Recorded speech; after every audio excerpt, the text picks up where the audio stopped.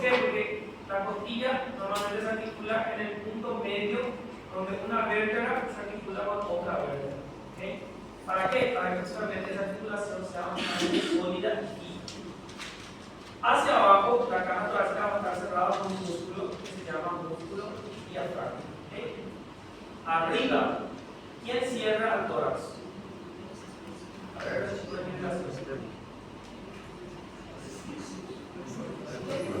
¿quién cierra al tórax por arriba? El externo. No.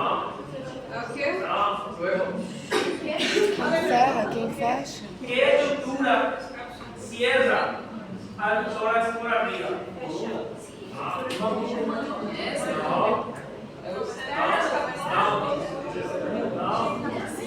tengo una respuesta. No. Las costillas. No.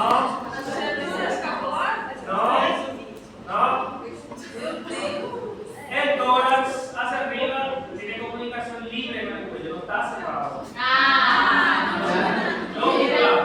La pregunta Como la tráquea, los brazos van a pasar si está cerrado. Esa es la respuesta. Y esa es una relación muy importante, porque si el cuello se comunica libremente con el tórax, existen enfermedades del cuello que pueden afectar al tórax y viceversa. Por ejemplo, ¿conocen o ya escuchaban hablar de lo que es el bocio? Bocio. El bocio es el aumento de la glándula tiroides, una glándula que está en el cuello. Probablemente ya habrán visto, hoy en día casi no se ve, esas mujeres, principalmente porque es más frecuente en mujeres, que tenían esos bocios gigantescos. El bocio puede crecer hacia el tórax. ¿Por qué? Porque está libre, está comunicado. Entonces el bocio incluso se puede meter dentro de la cavidad torácica. Se llama bocio endotorácico. ¿Cuál es la dificultad? Que si uno quiere operar un bocio endotorácico, tiene que abrir el esternón. No hay manera de sacar por el cuello.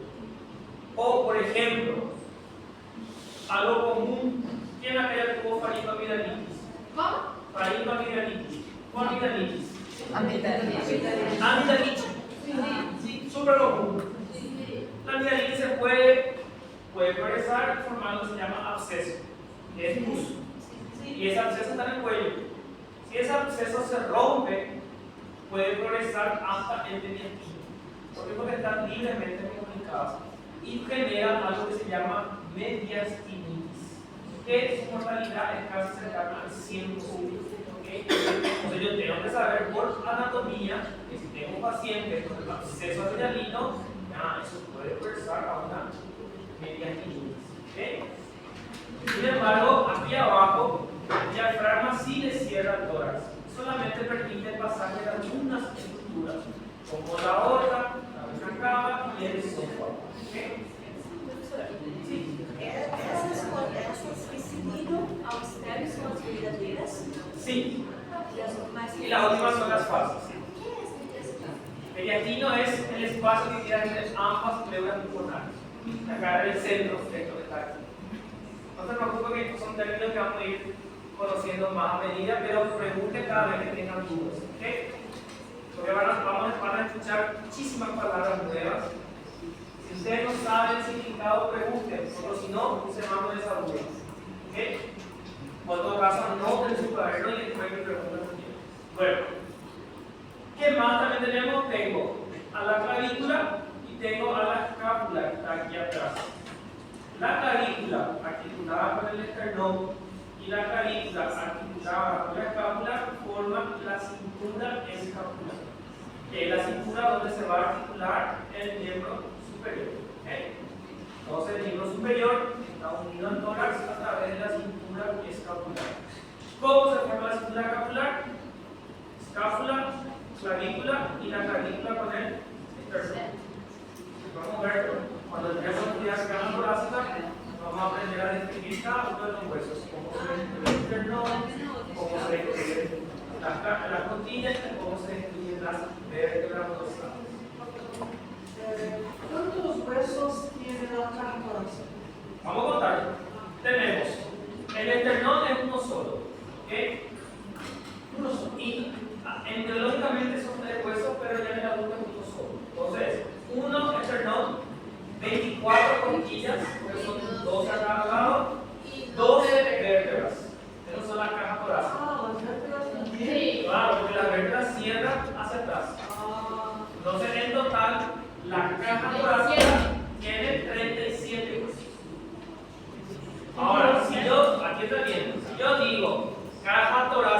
37 huesos.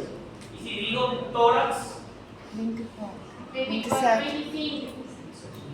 26. No. si digo tórax, le tengo que sumar clavícula y escápula. Bien, muy bien. Si digo caja torácica, es costillas, esternón y vértebras. Si digo tórax, tengo que incluir a la clavícula y a la escápula. Entonces, De esas 37 cosas. pasamos a 42 É da 26, não. tórax. Ai, Maria. Entendi, não. Claro, porque el esternón es la vista no son. No se cuenta porque solamente etiológicamente son tres. Uno ya nace con el hueso. El recién nacido tiene algunas partes que son más cartílagos, pero después se vuelve un. Por eso que cuando tenemos esternón, vamos a ver que el esternón tiene tres partes. Uno se llama manubrio, uno se llama cuerpo y otro se llama el apéndice del hipófisis. Dime. No. Vamos a contar. Un esternón, 24 costillas, 12 vértebras, ahí tengo 37. Más 2 clavículas, más 2 escápulas. Entonces en total son 41 huesos en el tórax. Todo lo que sea tórax. Ahora si yo digo caja torácica, la clavícula y la escápula, por más que estén apoyados en el tórax, tenemos que incluir como tanto la caja torácica. 27. 37.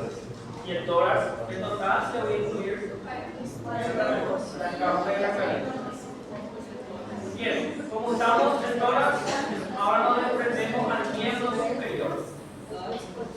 La cintura escapular, como tal, es parte también del miembro superior. ¿Por qué? Porque justamente es el punto donde el miembro superior se vincula con el tórax. ¿Okay? Entonces tengo clavícula y escápula son parte del miembro superior. El brazo tiene un solo hueso, que se llama húmero. El antebrazo tiene dos huesos, uno que es el radio y otro que es el cúbito, la ulna. Creo que la nomenclatura toalla se llama ulna actualmente. Bien, una manera de recordar, a mí siempre me gustaba esa mnemotecnia porque aunque era tan difícil, un detalle tan básico. Cúbito radio, cuál está por fuera y cuál está por dentro. Entonces, una mnemotecnia para mí que me es práctico cuando me voy a olvidar es al gordito le gusta escuchar la radio. ¿Ok? Exactamente, ¿dónde tener la radio? Muy bien. Entonces, tengo dos huesos en el antebrazo, radio, cúbito. A partir de ahí, ya en el extremo distal al radio cúbito, vamos a tener la articulación de la muñeca, que realmente se conoce como articulación del carpo, ¿okay? Que son 8 pequeños huesecitos. Digo pequeños porque son 8 huesos de una forma más o menos cuboidea, que articulados entre sí van a permitir todos los movimientos de la muñeca o carpo. ¿Qué son? El escafoides, semicircular, grande, ganchoso, trapecio, trapezoide. ¿Okay? Vamos a ver que tenemos uno. Normalmente en el examen final colocamos a los 8 huesos y agarramos al hueso y vamos a ver cómo el examen final cuando le sale el cabo. Voy a usar esto. Eso hacemos, mira. Yo tengo acá el hueso y le voy a decir, ¿qué hueso es? Y usted me tiene que decir.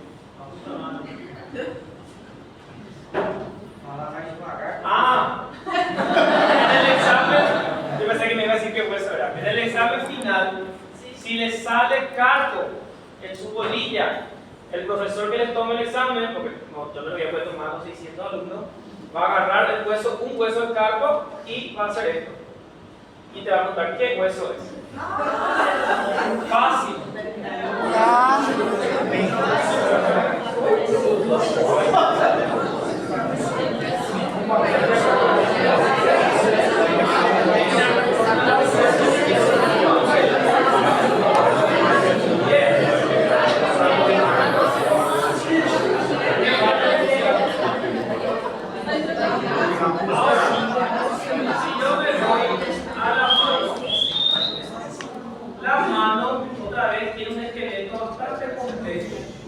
Los huesos que forman la palma de la mano como tal se le llaman metacarpios.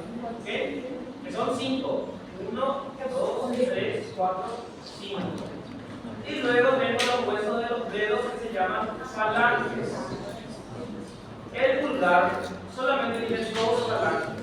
Una falange que está más cerca de las manos, se le llama falange proximal.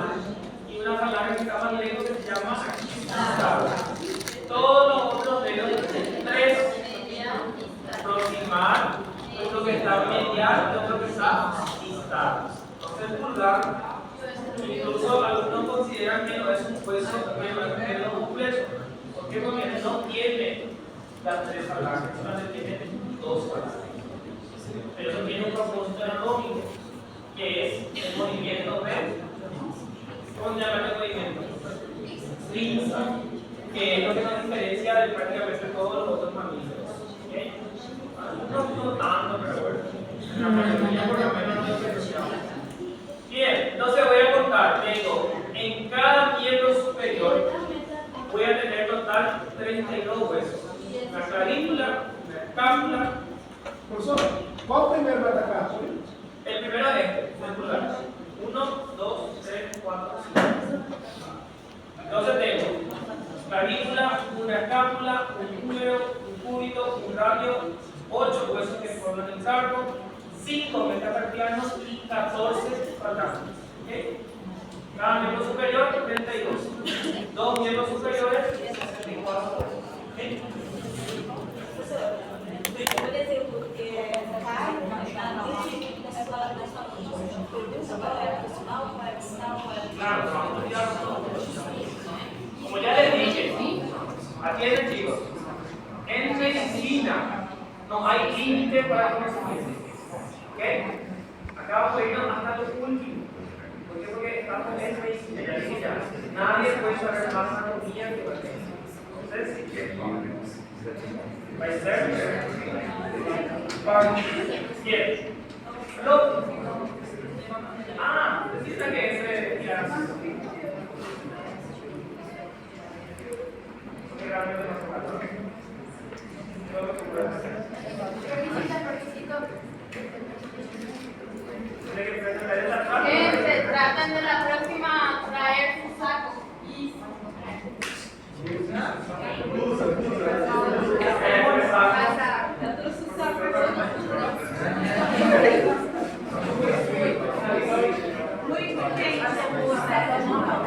Atiendan, eso ya aún en la hora vamos a aclarar eso. El examen práctico es cuando van a identificar la estructura anatómica. Supongamos que en el examen se le marque la cabeza del útero. Entonces, la pregunta número 15 está marcado la cabeza del útero. Se coloca cabeza del útero, derecha o izquierda. Si no colocan lado, está mal. E o cobra na prova, fissuras também dos ossos? Todo se va a comer. Aquí también porque en los huesos que son pares, que significa que hay una cada lado, existe un derecho y existe un izquierdo. Entonces, todas las estructuras pares que sean contralaterales, derecha e izquierda, lado. Si no ponen lado, están mal. ¿Ok?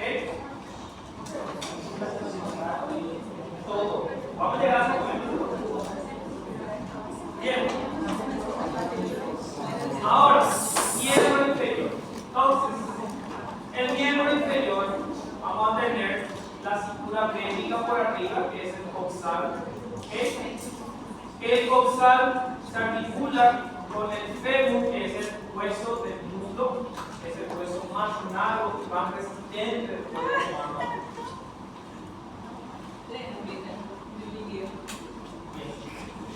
Luego tengo en su porción distal el fémur se articula con la tibia. ¿Okay? Y lateralmente tengo a otro hueso que se llama peroné. ¿Okay? En la articulación de la rodilla voy a encontrar otro hueso que se llama rótula, un patelo, que ayuda a ampliar la superficie articular y limitar los movimientos de extensión de la pierna. Entonces, yo pregunto, ¿el fémur en su porción proximal con quién se articula? ¿Y en su porción distal? Bien, bien. Avancemos. ¿Cómo? El fémur en su porción proximal se articula con el dorsal y en su porción distal con la tibia y la rodilla. O sea, ahí aplicamos ya los términos de proximal y distal. El pie también va a tener una porción de huesos pequeños que se llama tarso. Lo que aquí son solamente 7 huesos. Es más fácil, ¿no ves? Tengo 5 metatarsianos, similares a los que se llaman metacarpo, y también las falanges. Aquí el dedo gordo también solo tiene 2 falanges. ¿Okay? Entre los huesos del tarso,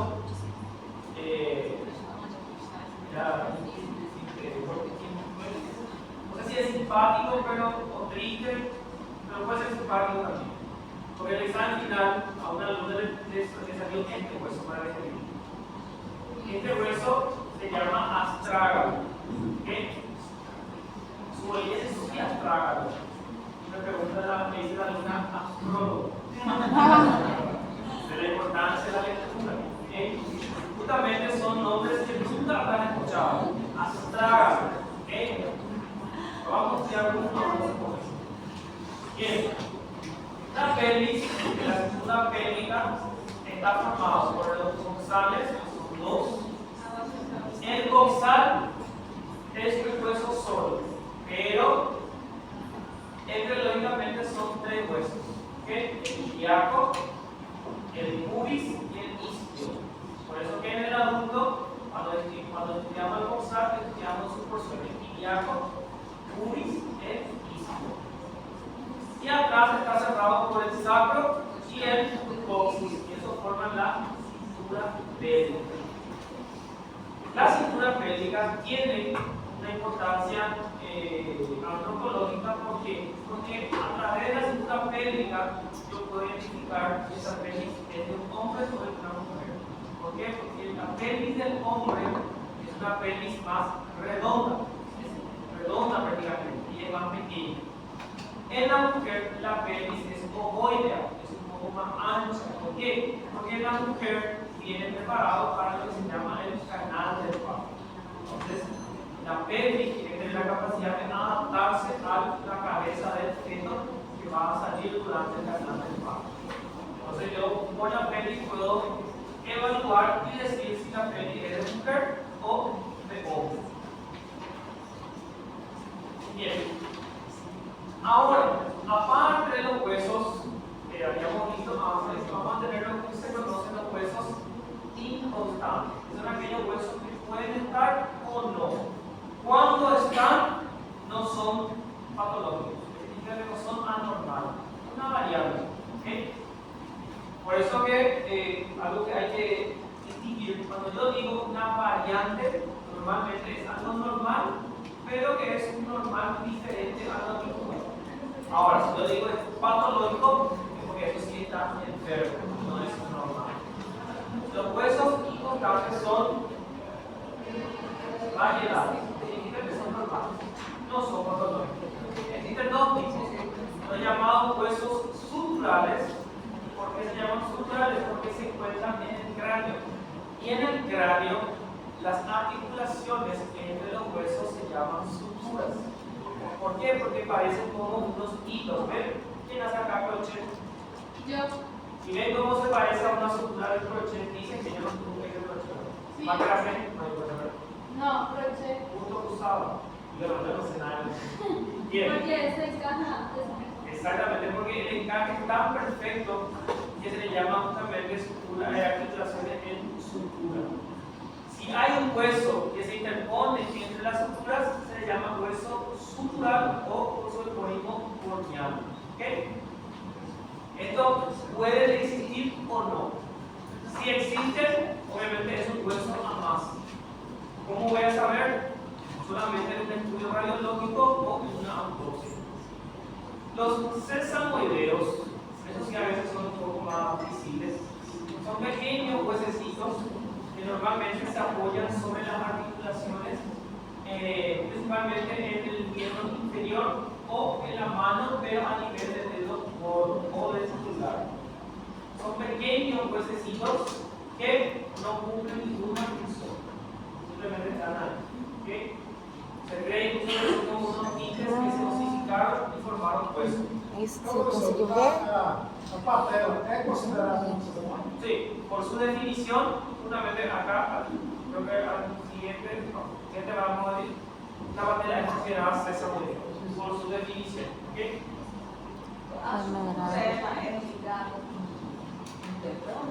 No, la sutura no. Es de un tejido fibroso lo que se interpone entre ellos. No hay cartílago, no hay válvula articular. ¿Por qué? Porque en la próxima clase, cuando veamos tipos de articulaciones, esta es una articulación que no se mueve, la del cráneo. E ele fala que ela é inconstante porque não vai ser igual em todo mundo. Claro, vos puedes tener, yo puedo tener, él no tiene. Eso no significa que somos patologías, no significa que son cráneos patológicos. Son normales, son por una variable. Obrigada. Assim como no bebê, não é uma patológica, mas tem uma conformação diferente. Cuidado, porque es una estadio diferente de la niña. Pulgar es polegar.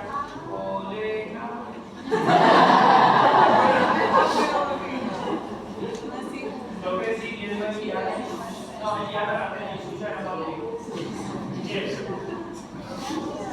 Los huesos se clasifican según su forma.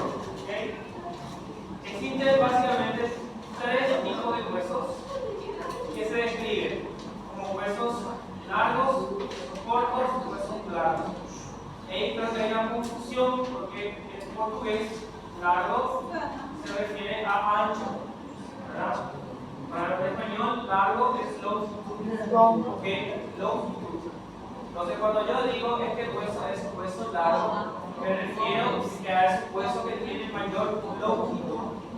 Si yo digo es un hueso plano, significa que el hueso es más ancho que longitud.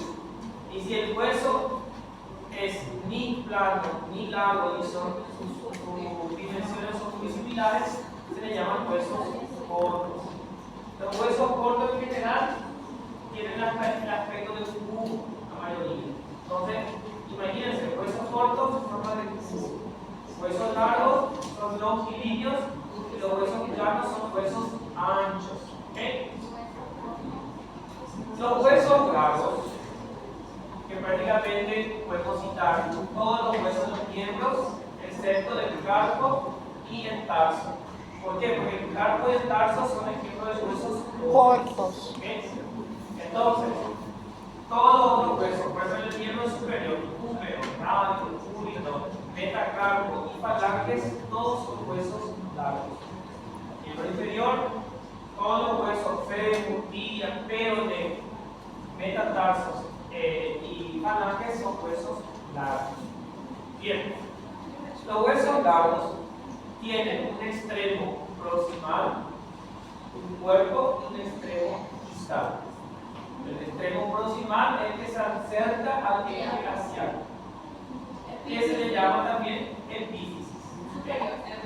Exactamente, epífisis superior, por ende existe una epífisis inferior. Bien, diáfisis va a ser el cuerpo, se le llama nomás cercano al nombre. Tengo entonces un extremo superior, un extremo proximal, un extremo inferior, un extremo distal y un cuerpo.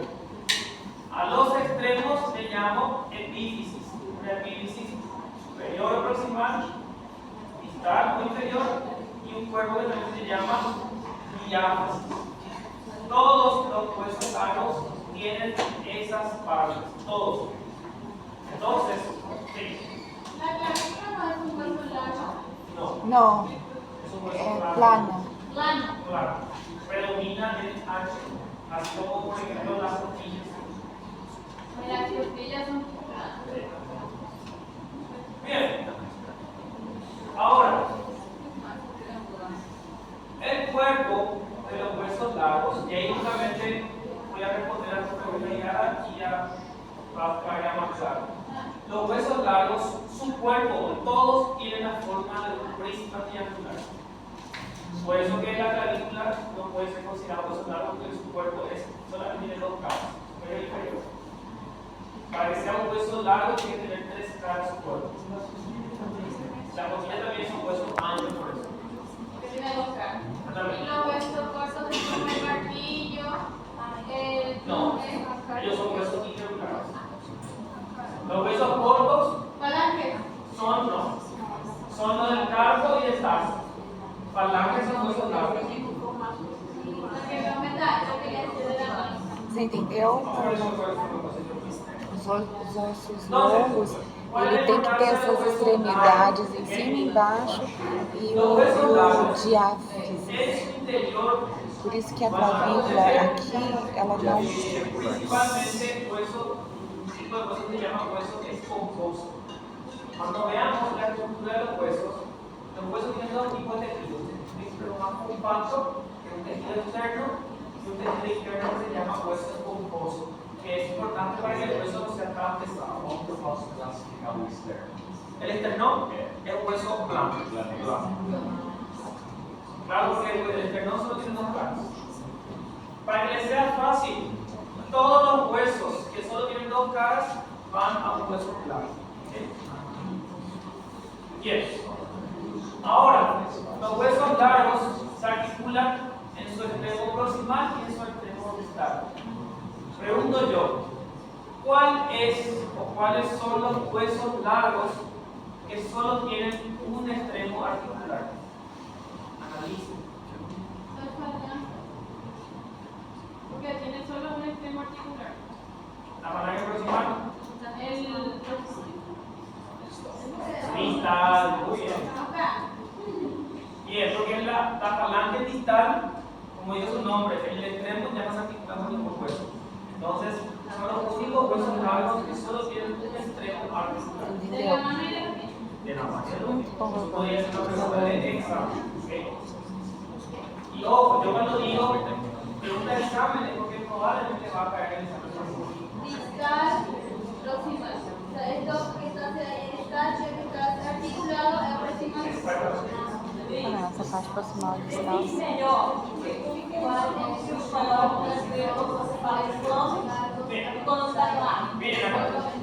Pra gente Los huesos largos son los huesos donde predomina la longitud. ¿Cómo le dicen ustedes longitud? Y los huesos planos en donde predomina el ancho. Y en portugués de ancho le dicen largo. ¿Okay? Esa es la pequeña diferencia con la terminología. porque brasileiro a gente é longo, plano, o externo da mão. Ahora, los huesos cortos. Los huesos cortos, hablamos de que en todas sus dimensiones predominan las mismas dimensiones. Por ejemplo, el largo, el ancho y el ancho. Tienen una forma más o menos cuboidea. ¿Okay? Y prácticamente son dos grandes grupos, los del carpo y los del tarso. ¿Okay? Estos son los que consideramos huesos cortos. ¿Okay? Vamos a ir incluyendo todos los huesos. Esta es una lista desde arriba. ¿Sí? Este es el astrágalo, el astrólogo. São semelhantes e em forma Este es el triângulo, triangulares, é isso? Cubos. Por ejemplo, yo le dije, todos los huesos largos tienen dos extremos. Y en los dos extremos se articulan los huesos distintos, excepto la falange distal, que es un hueso largo, pero en su extremo distal ya no se articula con ningún hueso. Es el único hueso largo que no tiene dos extremos articulados. El único hueso largo. Ahora, huesos planos. Los huesos planos, en este caso, predominan el ancho. ¿Okay? Normalmente son huesos más delgaditos, finitos, y prácticamente son todos los huesos de la carota como tal, del cráneo, frontal, parietal, microoccipital, el esternón, las costillas, el dorsal y la cápsula. ¿Okay? Todos son ejemplos de huesos largos. Todos van a tener dos caras, dependiendo de la disposición en que se coloquen. Ahora, luego tenemos los huesos que no se clasifican ni en planos, ni en cortos, ni en anchos, ni en largos. Se les llaman huesos irregulares. Los huesos irregulares son aquellos huesos que tienen normalmente formas un poco más diferenciadas y normalmente son huesos que se encuentran en el raquis, como las vértebras. Todas las vértebras son consideradas huesos irregulares. ¿Okay? Todas. Entre ellos vamos a incluir también al esfenoides, que es el hueso del cráneo. Normalmente este hueso es el hueso que más miedo da en el examen final. Pero en vez de tenerle miedo, mírenle y mírenle como una mariposa. Miren qué lindo es. Mejor boleta, ¿eh? Su cuerpito, sus alitas, ellos que esfenoides. Cuando entremos en cráneo se describe como una mariposa. ¿Okay? Cuerpo y con sus alas. Professor, o esfenoide é considerado como osso do crânio? No, cráneo. Solamente que es un hueso que es del cráneo, pero que tiene algunas partes que se articulan y que son parte de la cara. Pero el hueso sí es del cráneo. Así como el esfenoide también es del cráneo, pero tiene partes de la cara como la nariz. Esse esternóide é da cara? No, El esfenoide es del cráneo. Aqui, ó. en la base. Ah, daqui. Cráneo, Bem la aqui. base. Embaixo Porque Na occipital. Pé da occipital. tan complicado de estudiar. Porque el esfenoide normalmente se le estudia ya articulado, es difícil estudiarle en su forma libre. Entonces, cuando agarramos un cráneo, nos imaginamos las partes del esfenoide. Entonces, yo me tengo que imaginar cómo es la forma del esfenoide para identificar sus partes en el cráneo articulado. No existe, yo nunca vi, cuando capaz de una vez, un cráneo desarticulado donde se preserve también el esfenoide. ¿Okay? Ahora sí hay maquetas. Esto es una maqueta bien linda del esfenoide que es así enorme. Pero un hueso desarticulado y ver el esfenoide así es muy difícil, porque tiene una articulación muy compleja. Imagínense que se articula con el etmoides, se articula con el maxilar, se articula con el cigomático, se articula con el frontal, se articula con el temporal. O sea, tienen tantas articulaciones que es casi imposible desarticularle del cráneo. Y el etmoides, hay que decirlo, el etmoides es mucho más difícil incluso de estudiar. Pero en un hueso suelto. Ahora, en el hueso articulado es fácil. Van a ver cuando empecemos a ver el hueso del cráneo, es sumamente fácil. Es más fácil porque justamente como tienen menos partes visibles, mucho más fácil. Bien, ¿eso está libre? Sim. Me he sentado un rato porque ya me cansé. Bien. Algunos huesos en el cráneo, y esto es un detalle importante, algunos huesos del cráneo tienen una cavidad llena de aire. Por ejemplo, el hueso maxilar, el hueso esfenoides, el hueso etmoides también, y se le llaman senos. ¿Ok? Los senos sirven para dos cosas. Uno, vamos a ver.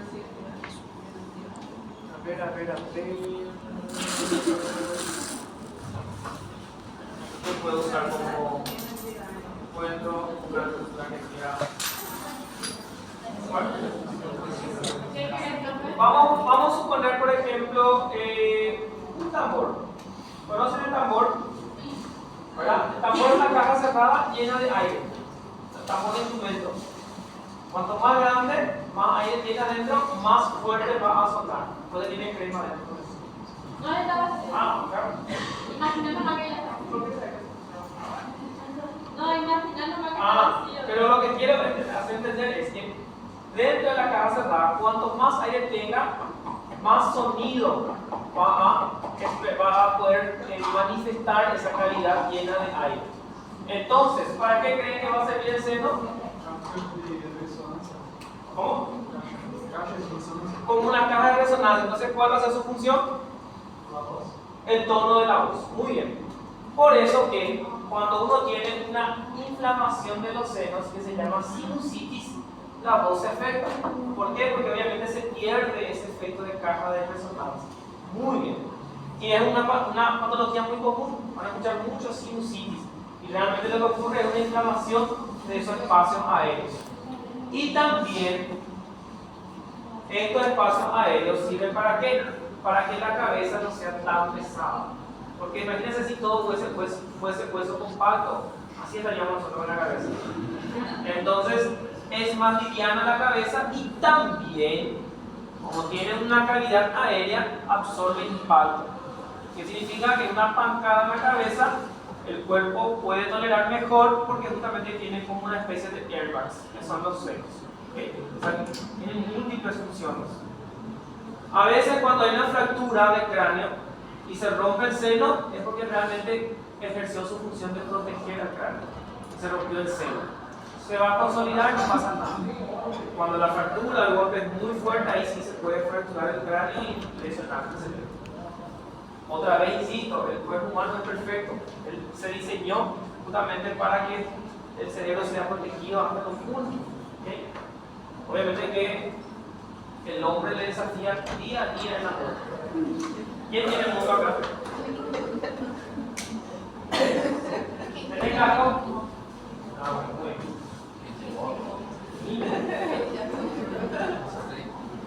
Bien. La rótula por su localización, porque ella se localiza sobre una articulación, que es la articulación de la rodilla. Entonces, por su definición, se considera un hueso sesamoideo. ¿Por qué? Porque se localiza sobre una articulación. Y es un hueso que no se articula directamente con ninguno, que ella solamente sirve para ampliar la superficie articular. Cuando la rodilla está en extensión, como lo tengo yo ahora, la rótula normalmente queda en este espacio, ¿okay? Y no se articula directamente con ningún hueso. Ahora, cuando yo hago flexión de la rodilla, ahí sí la rótula se desplaza y hace apoyo más sobre el fémur. Entonces, por eso se considera un hueso sesamoideo, ¿okay?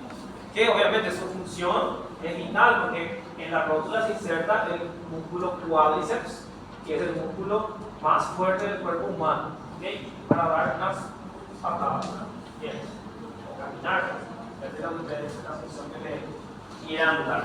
Bien, los huesos, si yo corto a un hueso por la mitad, voy a encontrarme con esta estructura. En la parte lateral, o la parte externa, el hueso tiene un tejido un poquito más compactado y se llama hueso compacto. ¿Por qué? Porque aquí la matriz ósea es una matriz un poco más densa.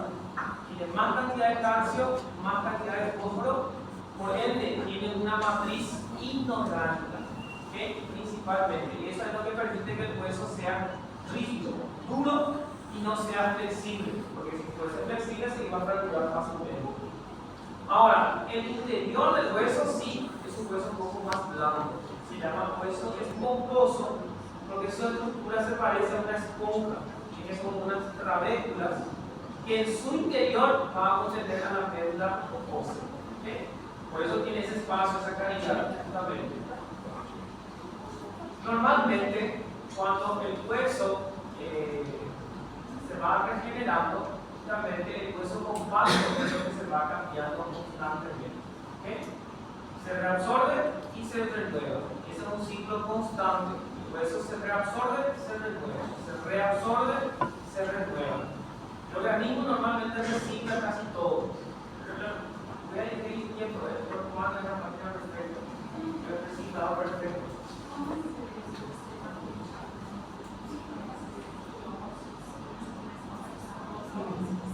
Se pierde justamente el hueso compacto.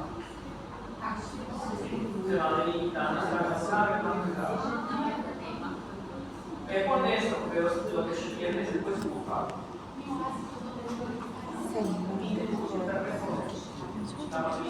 Colocar no canal.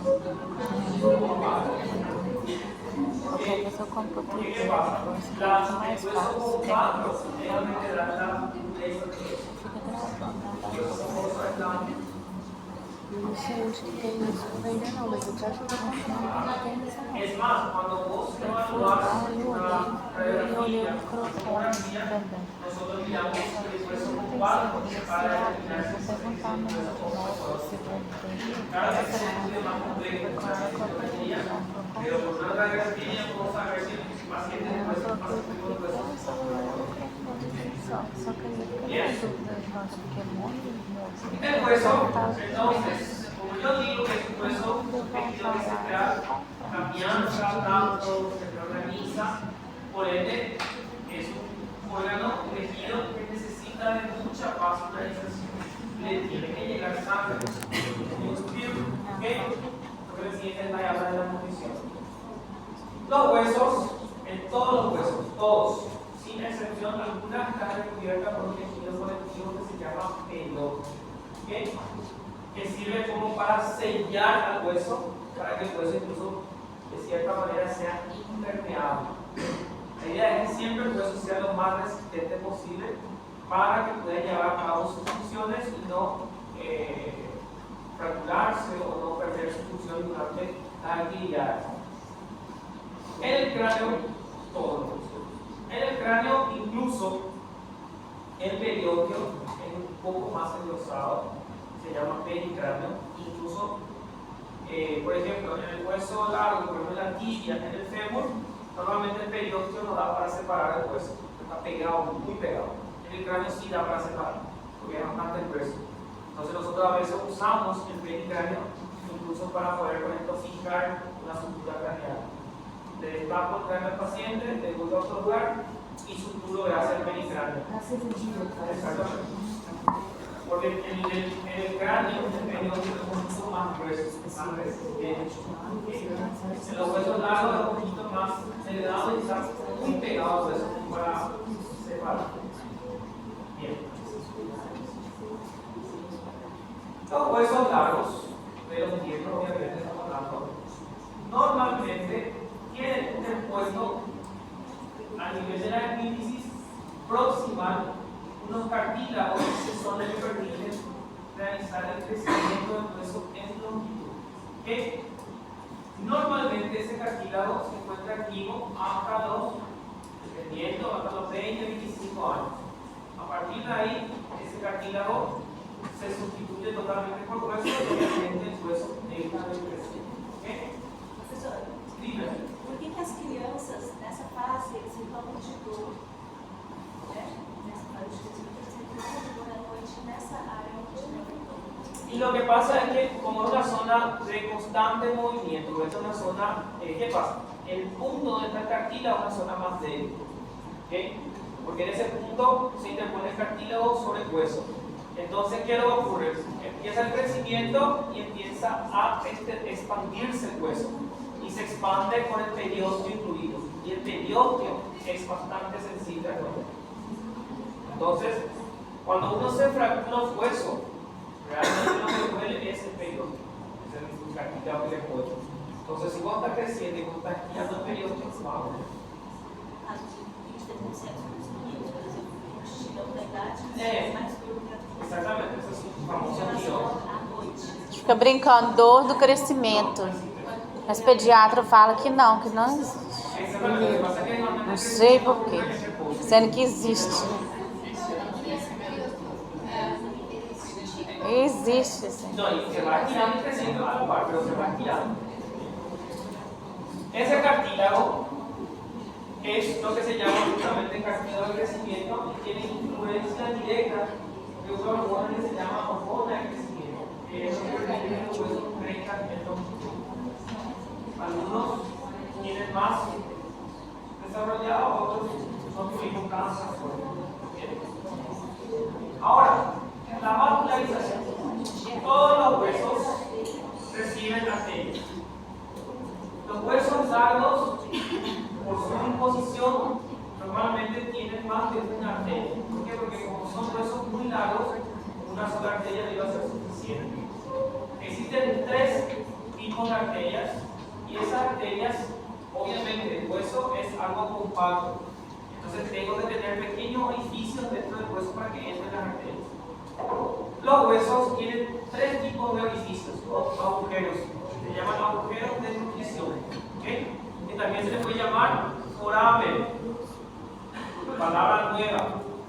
Foramen es lo mismo que orificio, que es lo mismo que agujero, que es lo mismo que plaquinio. ¿Okay? Para entenderlo. Entonces, pero en anatomía no me van a decir un plaquinio, me van a decir foramen. ¿Okay? Y en este caso, como es un foramen por donde entra la arteria, se llama foramen de nutrición. ¿De nutrición? Nutrición, porque ¿quién le nutre a los órganos? La sangre. ¿Okay? La médula ósea realiza la hematopoiesis, que es producir sangre. Células sanguíneas. Sí. Porque acuérdate que la sangre es un tejido ya compuesto. Entonces células sanguíneas. Bien. Ahora, Las células sanguíneas van a salir por esas flamas. claro, por las venas. Y ahí se van al torrente sanguíneo. Cuando, un detalle, cuando se produce una célula sanguínea aquí adentro, la célula sanguínea que se produce es inmadura. ¿Qué? Inmadura. Inmadura, ¿qué significa? Que no es madura. Que al salir del hueso, de la médula ósea, esa célula sanguínea todavía no es útil. ¿Okay? Por ejemplo, un glóbulo rojo, un eritrocito, cuando se produce en la médula ósea, al salir de la médula ósea todavía no es útil. Pasa al torrente sanguíneo y luego tiene que pasar por un proceso de maduración. Y ahí recién se vuelve activo. Entonces, dentro del hueso, las células son inmaduras todavía. Al salir recién van madurando. Bien, entonces, los forámenes nutricios son de 3 órdenes o de 3 tipos. El de primer orden se encuentra en el cuerpo y son las arterias más grandes. ¿Okay? Estos forámenes nutricios de primer orden son visibles en los huesos largos. ¿Okay? Vamos a ver que cada vez que tiene un hueso largo, vamos a buscar su foramen nutricio. Los de segundo orden se encuentran a nivel de la epífisis. Esos sí ya no son visibles porque son muy pequeños. Y los de tercer orden se encuentran ya en la articulación. ¿Okay? Y obviamente son mucho más pequeños. Entonces, los de primer orden nutren a la diáfisis. Los de segundo y tercer orden nutren a la epífisis. Pregunta de examen. ¿Okay? Entonces, arterias que llegan por los forámenes de primer orden nutren a la diáfisis. Arterias que llegan por los forámenes de segundo orden a la epífisis. Y la de tercer orden ya a la articulación. ¿Okay? Articulación. Conclusión, la de segundo y tercer orden a la epífisis, a los extremos.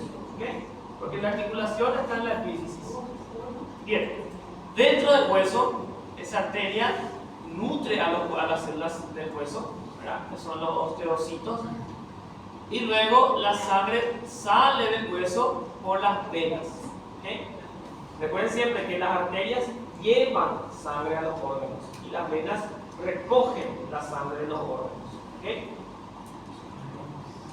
Muy bien, preguntas, dudas. Só a última informação. Só a última. Já peguei na prova. Quando você pousa a irrigação, você sai hasta ali. Sí, bien acá. La nutrición de un órgano, eso es cualquier órgano, llega por la arteria. En el cuerpo humano nada es rojo ni azul, todo es gris. ¿Okay? ¿Por qué le damos color? Todo es cinza. Le damos color, ¿por qué? Porque le damos un carácter funcional. La sangre que llega por las arterias una sangre más oxigenada que la sangre venosa. Pero no se ve un tono más dorado, el tono rojizo. Bueno, algunos órganos sí, cuando los vasos son muy grandes se ve una cierta diferencia de tono, precisamente, pero el color es muy bueno. No es rojo. Bien, y la sangre venosa es una sangre que tiene menos oxígeno. La oxigenación produce un efecto, básicamente una oxidación del hierro, y eso es lo que le da el color rojo. Entonces, cuanto más oxígeno tenga la sangre, más rojo va a ser la sangre. Y cuanto menos oxígeno tenga, más azulada va a ser la sangre. Pero la sangre no es azul, la vena no se ve azul. ¿Okay? Nas patologias arteriais e venosas, muita coisa tem esses Claro. Por ejemplo, exactamente. Porque es por la cantidad de oxígeno. Entonces, nunca digan sangre desoxigenada. No existe sangre desoxigenada. Existe sangre con menos oxígeno y sangre con más oxígeno. ¿Okay? La sangre arterial tiene mayor cantidad de oxígeno. La sangre venosa, menor cantidad, pero no existe una sangre desoxigenada. Claro, porque la sangre tiene menos oxígeno de lo normal. Bien. ¿Alguna duda? ¿Preguntas? Bueno.